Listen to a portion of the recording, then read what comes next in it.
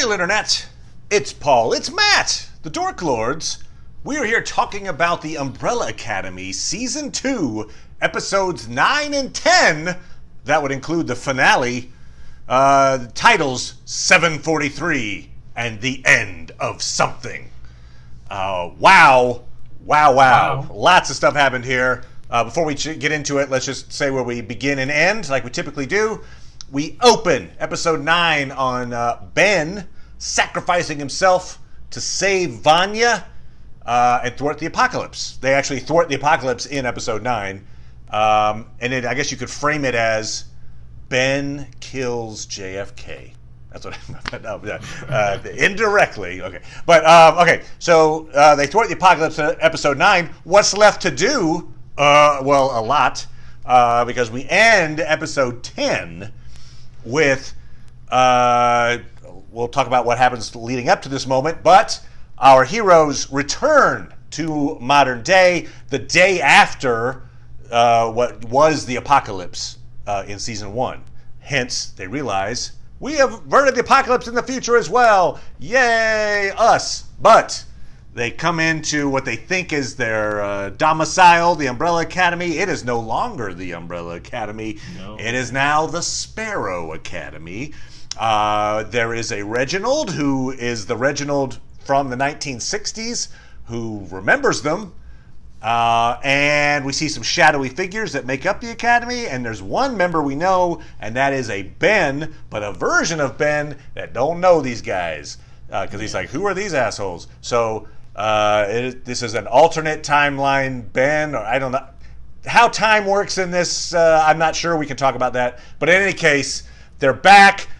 The apocalypse has been averted in two different time periods, and yet... Yes, the handler's dead. The handler's dead, and yet all is not potentially well in modern day, and we will find out what happens in Season 3 whenever that occurs. Paul, general thoughts? I liked it. I thought their powers were more fantastical than they were at the beginning of the season. They were definitely more overpowered in that first scene in Episode 1 of Season 2. When we see them right before the apocalypse, they were doing some stuff. Now, we get Diego blocking the bullets in the last episode here. Right. So there was a little... We saw his power set go up, but... Yeah, but we don't see Klaus invoking ghosts to, attack for him. Attack people. We don't see that. So, Episode 9, as I say, Ben sacrifices himself to save Vania. That's kind of the centerpiece of what's happening. Vania's going, losing... She's lost control. And meanwhile, Harlan is suffering across town in a barn. And none of our heroes, Diego, Allison, Klaus, can get to Vania to stop her. So it's up to Ben. Ben, because he's ghostly, can kind of get past her defenses. He talks to her, and he basically tells her something that she repeats later, which is, you're not a monster. And she says that later when she's trying to convince Sissy that they're not bad people. She's like, we're not monsters. And so he's like, you were made to be a bomb before you were a bomb. Right. Reginald treated you like a bomb, and that's on him. It's not on you. And it works. She's able to kind of take control back of her emotions, but it's at the cost of Ben passing on. I wouldn't say he dies, because as he says, he died 17 years earlier, but he moves on. Yes. What we find out later, I think it's at the beginning of Episode 10, we see a flashback to Ben's funeral, and Reginald's giving like a eulogy, but it's also an admonishment to the, you are terrible, you let him die, you guys are awful. We see Klaus use his powers to commune with Ben in that moment. When Ben passes on, he whispers something we don't hear right away to Vania. What we find out is that what he told Vania was to tell Klaus, hey, it was my choice. I was scared of going to the light going on, and so I didn't go. It wasn't you didn't keep me from going, which is what Klaus had always felt guilty about, that it was like, oh, I've been keeping Ben here the whole time. And in fact, Ben just was working up the courage to kind of embrace that moment. And this is the moment that he chooses to embrace. And it was a nice moment there. I really I thought that was well done. But as a practical effect, that means JFK dies. But the apocalypse is averted. I'm going to throw out a little comic spoiler. If you are out there and you're like, hey, don't spoil the comics, you can come back in 1 minute. But so there was a comic arc called Dallas, which is the 60s, and it's Paul doesn't want to know. And so the way that JFK dies in the comic is Allison disguises herself, I believe, as Jacqueline Kennedy, and then rumors JFK dead. Oh, okay. In order to keep the timeline moving. Anyway, right, so there you go. That's obviously a much different style ending to that. Yeah, definitely. We also have this thing, because there's a few things that we were talking about, like, what are some season 3 things that might happen? And they kind of got wrapped up in these episodes. One of them was maybe the Majestic 12 sees Reginald as an enemy, and then they become like a force that they have to counteract in season 3. Instead, he kills them off before the end of the season. So, but that's a very shocking moment. So, first of all, the Majestic 12 is stupid. I'll say that. Yes. Our heroes are trying to keep Reginald from assassinating JFK. Diego has this moment where he's running at the guy with the umbrella, thinking that's Reginald. He tackles him. It's a decoy. And JFK is killed anyway. So they think Reginald was responsible for killing JFK. But what we learn later is Reginald barges into the Majestic 12 meeting, and he's like, look, the only reason I helped you is because you said that JFK wouldn't get hurt. And they're like, well, silly. And so Reginald says, well, I'm done with you guys. And they're like, no, you're not. Basically, they threaten him, and they're like, you'll keep giving us all that amazing tech that you mysteriously have, and you're miles ahead of us technologically and probably have very dangerous things you could use against us, but we're going to threaten you and sit here and laugh. Okay, well. And they all die. So we see, though, Reginald takes off his mask. He's not a human. He's an alien. Oh, yeah. We were theorizing, is he a human from an alternate Earth, or is he an alien? I think we were coming down on the alternate Earth theory. Yeah, but he's a fish dude. He's an alien. Maybe he's related to, what was this guy's name? AJ Carmichael, the little goldfish? I mean, we don't see the Majestic 12 die, but it's strongly implied that he killed them off. Yeah. So there's that. They're not going to be a threat, probably. Another threat we thought might be happening in season 3 would be like, all right, now that they're done with Apocalypse, it's going to be our Umbrella Academy versus the Commission. Okay, well, they fought the Commission essentially in the last episode, killed hundreds of them, and there's a change in leadership because the handler's dead. And he's very friendly to the Umbrella Academy. Yes, he is. Also, because I believe the Commission exists somewhat outside of time, I don't... Like, one possibility would be, oh, they made up nice, but then when they go forward in time, all these years have passed, and now the Commission is screwed up again, and they're going to hate him again. That's possible, but I think probably because they don't exist in the same time stream that we do, the Commission is probably still going to be on good terms with the Umbrella Academy folks in the future, I would think. Yeah? No? I mean, it's possible. I mean, one thing about that to me is it says that... Let's talk timeline, too. Go ahead. Right. I mean, the whole idea, like, okay, here's an organization that is devoted to accomplishing a task, which is managing the timeline. Yep. Our understanding of groups in our culture and society is not that the whole planet is involved with that, so are they just a culture outside of everything and they're not a part of anything larger or anything else, One thing about having a cabal at the top of it is, okay, fine, but what objectives did they have? Were they really just maniacally about managing the timeline, and now that, the people who were willing to kill people and do evil things to make that happen, now that they're gone, then they're just fine? Okay. It's like, perhaps I was, I wanted to believe, I guess, that there was some reason for them to really want the apocalypse to happen before in the first season. Right, to create a conflict there, yeah.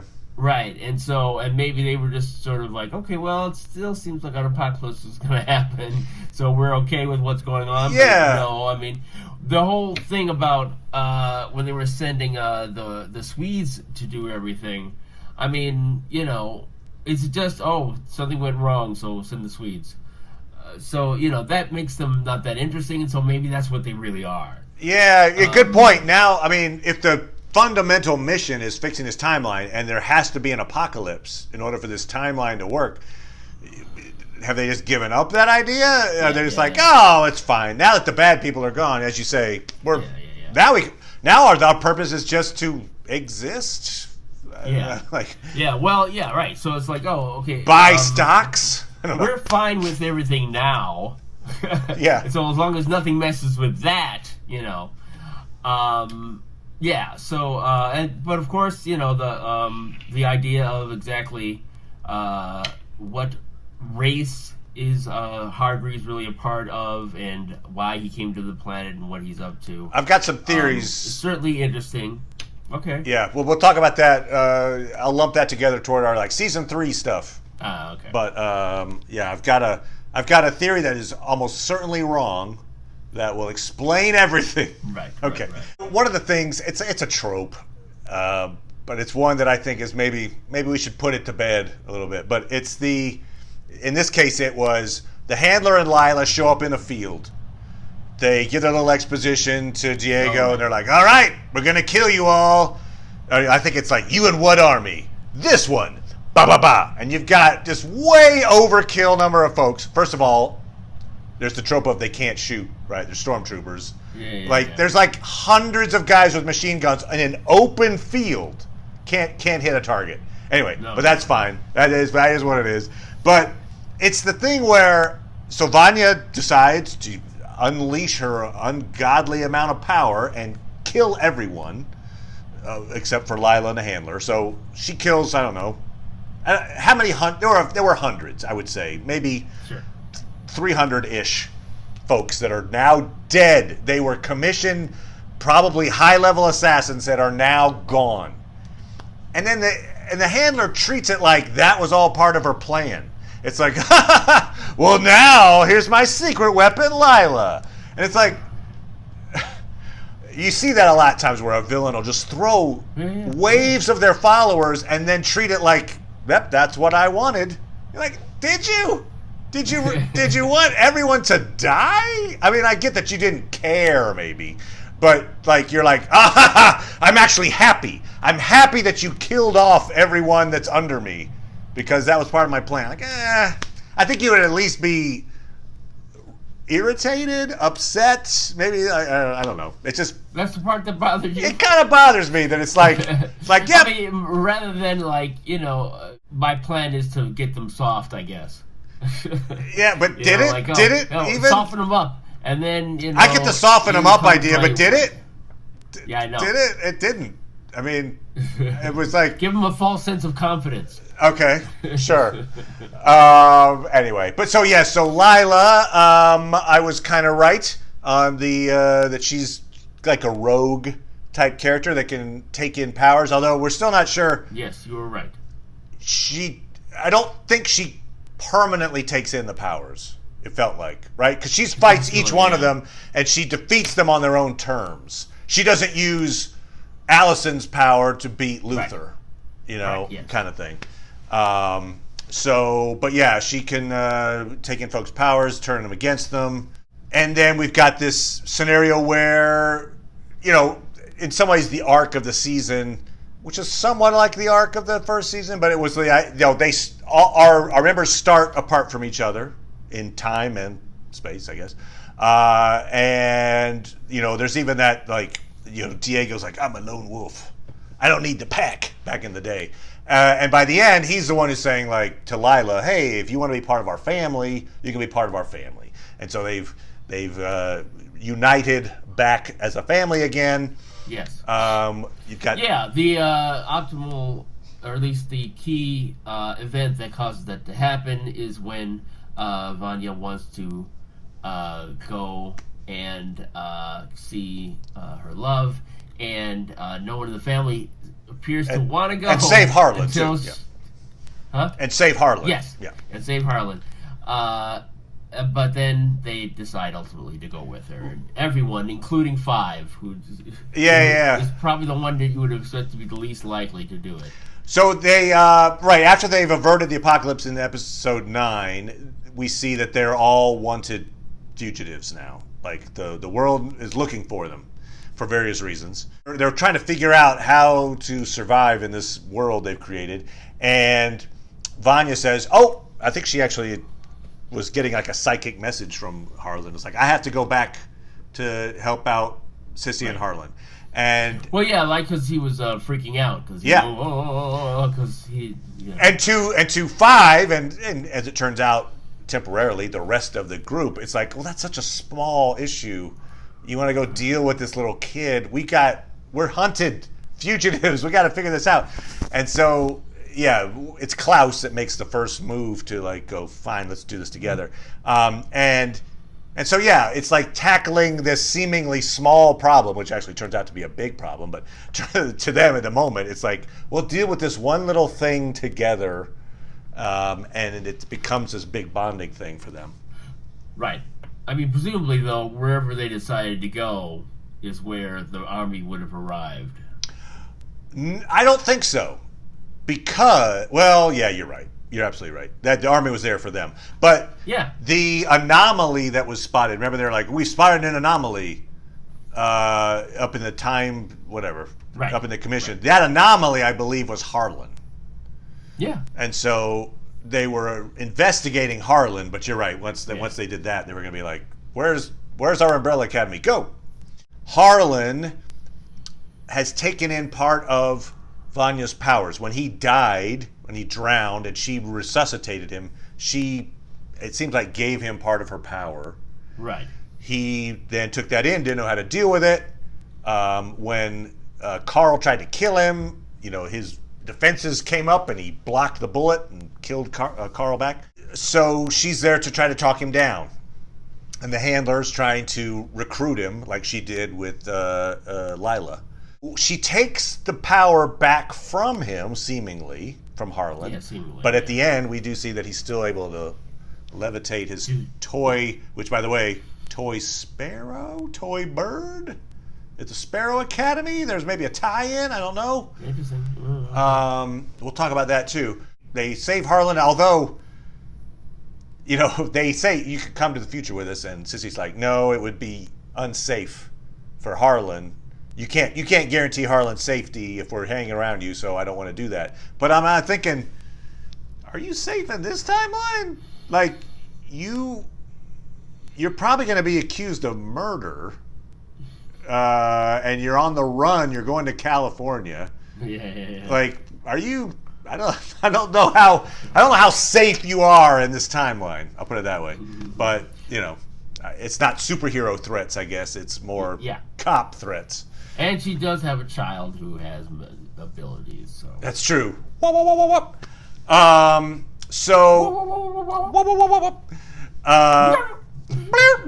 The Swedes. So we do have the resolution of the final triplet comes to kill the handler. Yes. Does so, but then we have the thing of I thought that 5 would have to do the Omega-13 device.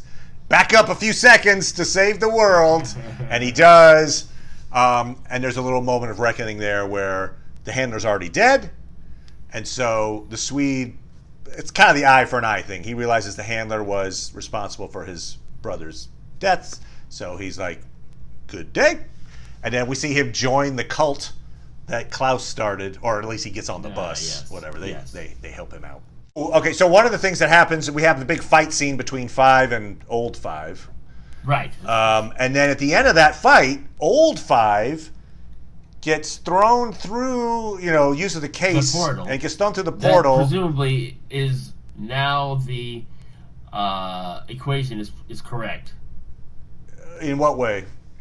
Right, because he was like, "Oh, the equation was wrong, and that's why. So we'll fix the equation so that you don't go and become young. You'll stay your same age when you go through." Gotcha. So, but we see on the other side of that portal, we see the rest of the Umbrella Academy. Right. And so he's going, I believe, at the time when it was Reginald's funeral. Right. Okay. Yes, that's all right. what I'm saying. Yeah. So but he's going as the age that he is and not converting into a younger age is all. Okay. I'm just wondering when at the end of this episode, at the end of the season, like season 3, yes, is there an old man Five there as well, or good question. Anyway, so maybe. Right, and is there a Lila who escaped from then, and as we have discussed, not here, but is there also a Lila in the Sparrow Academy? The answer is, right. I don't know about the Sparrow Academy. There's certainly another Lila. So there's going to be 2 Lilas, and I think it would be interesting if she is one of the members of the Sparrow Academy. I did get confirmation. I saw an interview with one of the creators, and they said that the Sparrow Academy is not the Umbrella Academy in terms of like the members are. It's not like Allison, but they just changed the name. No, they're different folks. In fact, they've introduced now. The show and the comic have been very different, as we've even talked about in this thing. So it's not they're not beholden to the comic. But the Sparrow Academy was introduced briefly in the comics already, and apparently the next arc is going to be a big Sparrow Academy arc. So obviously it'll coincide with perhaps season 3 here. But so they are different. They're not the same folks. Although Ben would be the one member who's in both. Right. I think the reason you could justify Ben in this setting is, earlier in this season, the members of the Umbrella Academy met with Reginald back in the 60s, and they showed him their powers. Show me your powers. And he wasn't impressed. He was kind of like, you guys suck. Well, the one guy that wasn't there to show him his powers was Ben. So you could imagine in the 80s when he's like picking which kids to go, he's going to remember, I didn't really like those guys. So that's maybe why he didn't choose them for his new academy. He chose 7 different folks. One of them is a floating cube. I didn't notice it at first, but I looked carefully. There's this green cube floating off on the side. That's one of the 7. Yeah, I think it would be really cool if Lila's, if you're not picking those 6 folks, Allison, Five, and all them, Lila's in a select group of people you would choose. There's only, 35, 36 others. So it's very likely she is one of this group of 7. And it would be a fun little plot twist to be like, oh, it's Lila, but not the Lila we know. As we see, this version of Ben doesn't know the Umbrella Academy. And so what do we think in terms of, is that conflict? I mean, it's going to be some kind of conflict, but are they like Umbrella Academy versus Sparrow Academy? Is that the way this works, or are they going to end up being like working together against another threat, or what do you think? I mean, I don't know. I don't know. I feel like it becomes a question of is there something they feel they would need to do? Do they sort of look at the timeline and say, wait a minute, why didn't that happen? You attributed to the fact that he was like, oh, okay, I see what your powers are and I see what you look like, so now I know you as babies, So I'm not so sure about that. Oh, okay. But it's like, because, I don't think they knew what the powers are necessarily, as babies. I think they probably had to grow up a bit to see what their powers are. It was more for that they were all born at the same time. Well, I got to get those kids, So, but maybe that's the reason. But maybe there's another event that caused, something different to happen with Hargreaves and his choices. I feel like this is an informed Reginald now, and that's why he's making different choices. I understand that's what you think. Yeah. Okay, but you're right. That could be different. I mean, because they might decide that that everything is fine, that they're going to keep that, but why wouldn't they want to get back what they grew up with? Well, there are alternate versions, almost certainly alternate. If there's an alternate Ben, that means there's probably an alternate Allison, an alternate Five, an alternate Luther. And so how do those folks never join the Academy? That also means they weren't, I don't know, maybe they didn't have as terrible an upbringing. They didn't have Reginald as their dad, so maybe they're actually well-adjusted people. And although they have powers, so. Where does that leave them if they accepted that? I mean, what's the point of fighting the Sparrow Academy? It's like, what? Good, now I got my bedroom back. Right. I agree. I feel like there'll be tension, but not. That's not the villain. It's not like we're up against the Sparrow Academy. In fact, if there's anything, maybe they're up against. Maybe the villains are one. Maybe. I don't know. Probably not Vanya. I think Vanya has passed villain stage. I don't think she's going to be a villain anymore. I think she's come to grips with her powers and her upbringing. Yeah, I don't think it's fair to call her a villain. Right. So. I think they've crossed the Rubicon, and she is now on the side of goodness. She still needs to rebuild her relationships with the rest of her family, with everything that she knows, because she only learned it in the last episode or two. But what about alternate Vanya? So alternate Vanya would have issues just because she's got a lot of powers, and probably people don't understand. Well, I'm thinking like who might be a villain in season 3 is who I was thinking of. Oh, but she's not raised by Reginald, didn't have the imprisonment issue probably, and so probably wouldn't have this the same kind of emotional whiplash that. Yeah, I mean I don't know. I mean I would hope that. I guess I was imagining all their doppelgangers to not exist for longer than a few episodes, basically, and just to see where they are and realize that here's another reason why they don't like this future. Okay. I mean, to me, I can't see that standing till the end of the season, the nullification of everything that caused them to be a family. I mean, something else that could happen is, let's say Lila isn't a member of the Sparrow Academy. Well, Diego in particular, but the members of the Umbrella Academy know she's got powers. They could seek her out in that new world, and say, find Lila, basically, to help them, perhaps. Yeah. To recruit her, and because Diego has feelings for her. But anyway. Yeah. I mean, the several ways in which they could reach out to these other characters, and it might help them with their what they're striving for as individual characters. I just I think that the more I talk about it, it seems to me that there has to be a way to undo what's just happened. Okay, all right. Because again, if they're establishing that there are these different realities, because that's not the way they've approached it, right? What is the correct way that the timeline is supposed to go is how they've dealt with it for 2 seasons. So, they can just say, well, okay, our own timeline doesn't matter, or their timeline is just as important as the previous one, even if, the sort of Back to the Future way of, oh, phew, now our dad's alive, or, oh, phew, now, our mom didn't die and become a robot, and, and the simian didn't die. So, Pogo. But, yes, Pogo, but...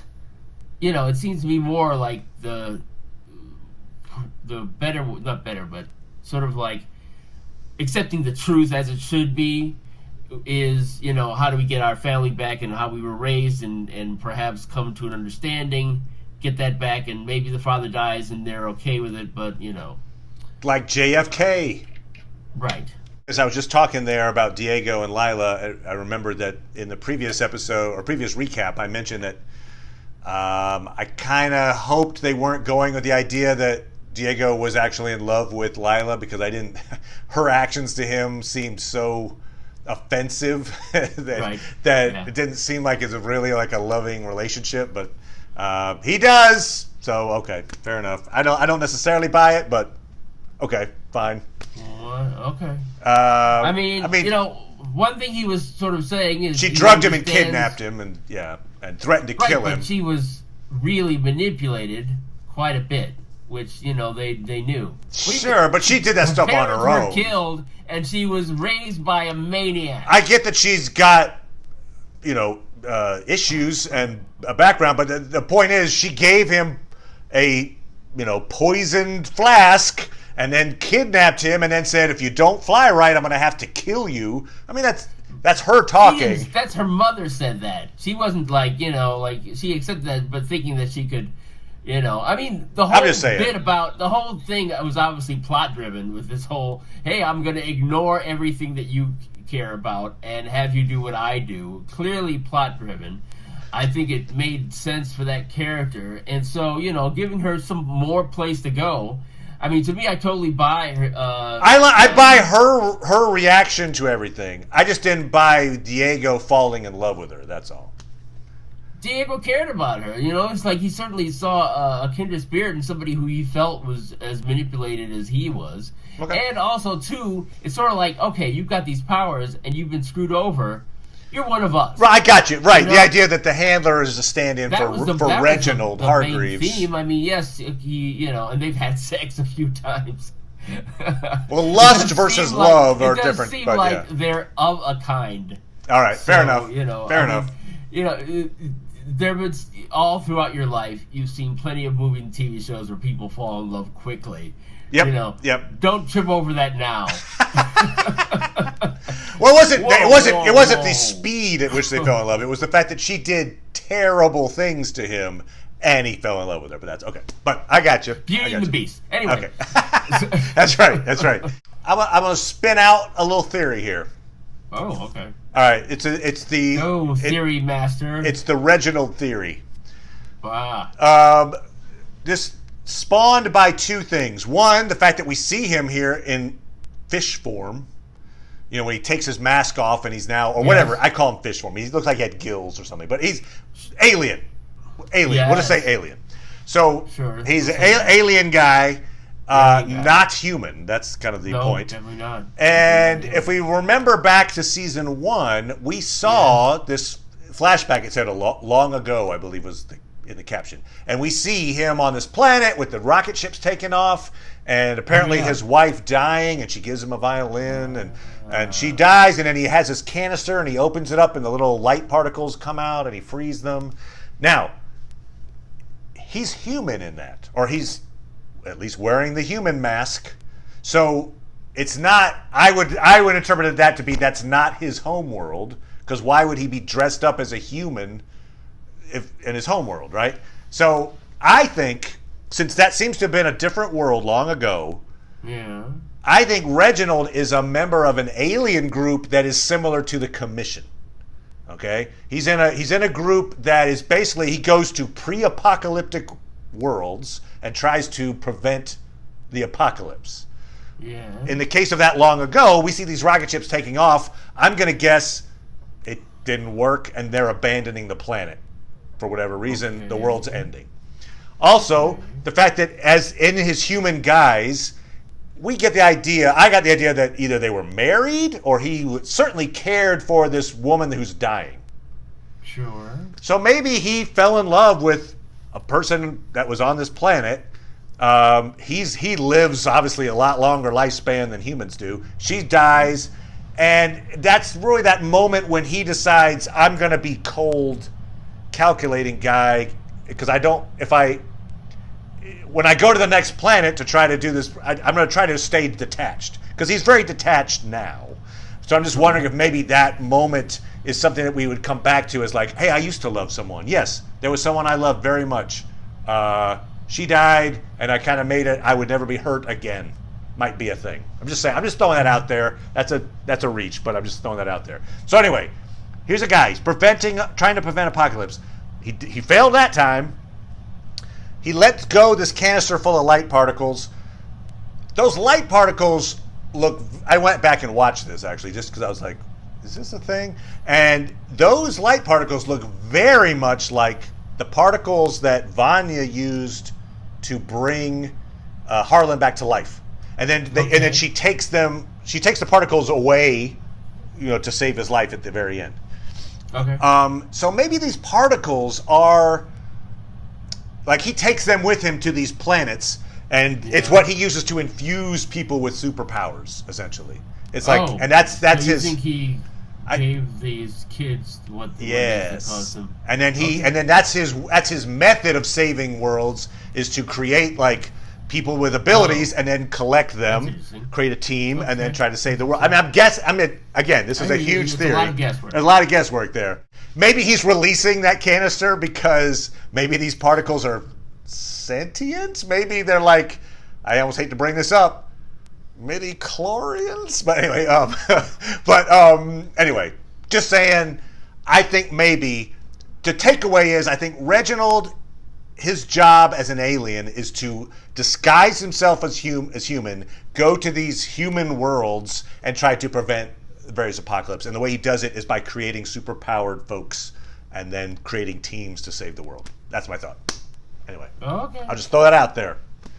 Maybe if you've read the comics and that's the thing, you could say like, yeah, of course. But I'm not aware of that. His statements about "I would never take kids" becomes an interesting statement then. Yeah. So anyway, that's just a thought. Actually, out there in comment land, if you've got comments for what you think season 3 should be, or what will be in there, put that down in the comments. Here's another thought. This is not so much a theory, really. It's just like throwing out guesses. But Sparrow Academy. Yes. We do see Harlan playing with this sparrow. He's levitating it at the end. Yes. Well, I say sparrow. It's a bird. We don't know it's a sparrow. Is it possible? It's like Harlan would be, I don't know, in his 70s probably. If he lived normal. Now, of course, it's time travel, so who knows? He could be any age he wants. But it's like little kid Harlan. If he grew up normally, right, he could still be alive in 2019. Is my point. So, is it possible? Like maybe the Sparrow Academy is created, and the reason it's named that is because maybe he's a threat, and they're trying to defend against him. I mean, he's the big bad because he's got superpowers, probably. Right. And maybe his mom did get put in jail, and then he had a terrible life, and now he's a villain, and they've got to stop Harlan. Like they created Harlan, and now they got to stop Harlan in the future. Perhaps I don't know. That could be an arc. Any thoughts on that? Yes, that's possible. I mean, since I'm far more interested in the relationship between people than, in the first season and the second season, these apocalypse, while it gives them something to drive towards, I don't feel like it has too much meaning other than that. I mean, it's certainly nice high stakes and everything. But yeah, if they wanted to establish more of a world and not have everything, although as I've already said though that I feel like they have to get back their world, and I don't think it's going to happen until the end of the season. So my wife Jackie brought up an interesting point, which was in the Russian spy school they call those students sparrows. Is it possible that there's I don't know, like they're like we're agents now? I don't know. Okay. We had a Russian theme with Vania. Who knows? I don't know. Right. Yes. Anyway, so they do have a lot of, as we just thrown out there, lots of different possibilities for season 3. You've got Lila, you've got Harlan, you've got Old Man 5, you've got a very knowledgeable Reginald, you've got this group of other, I assume some of the other 36 superpowered folks that are now in the Sparrow Academy. So anyway, the possibilities are very cool. So good on them for giving that kind of stuff. We also don't know the relationship with the commission necessarily in 2019. Right, we don't know. There was a field full of boxes. You grab those up, boy, you travel anywhere you want. Oh, one of the things, I'll just throw this out there, because one of the episodes, episode 9 was named 743. That's the mission in which 5 killed Lila's parents. He did, in fact, kill her parents. Yes. And then we were thinking that maybe when she finds out about the handler, that would be her ticket to go against her. The handler smartly blames Goldfish for the crime, and so for a while, Lila's still on Team Handler until she gets turned around later. But anyway, so Oh, and Handler eats goldfish guy, so he's gone. Yes. He's out. He's out. He's out for the count. Any relationship between the goldfish and alien Hargreaves? Probably. Yeah. Who knows? Maybe that. Oh my God, that was Reginald's dad. So anyway, an excellent season. I actually really enjoyed the way it ended too was very like, whew, it was action packed, huge stakes. That's the way I like it, and yeah, they've come up with an interesting way to come up with season 3. So if you out there have some comments, let us know what you thought of this season and what you think of season 3. We are now switching gears to talk about The Boys, which just this weekend is dropping 3 episodes, and then they're going to do 1 a week, I think. So we're going to try to catch up. We approve of. Yes, we approve of weekly shows so we can make incorrect theories in a timely fashion. All right, anyway. Yes, exactly. So we're going to try to catch up quickly so that we can be in time to make incorrect theories. Anyway. So come on back for that. Come on back for Lovecraft Country. Come on back now, you hear? Come on back now, you hear? Thank you so much, as usual, Paul. Appreciate it, sir. And we will be back next time. Thanks, everybody. Bye.